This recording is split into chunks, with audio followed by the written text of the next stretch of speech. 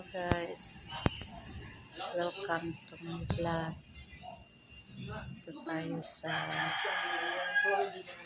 lamay ng aking kapatid. Namatay sa sakit niya. Ang sakit niya ay may tubig ang baga niya. Kaya namatay. Kawawa naman ang aking kapatid.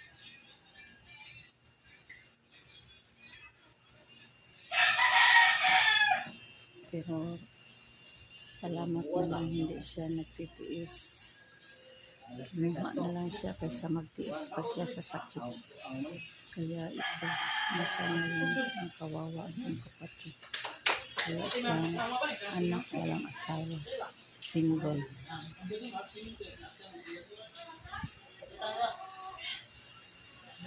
Ito lang naman ang update.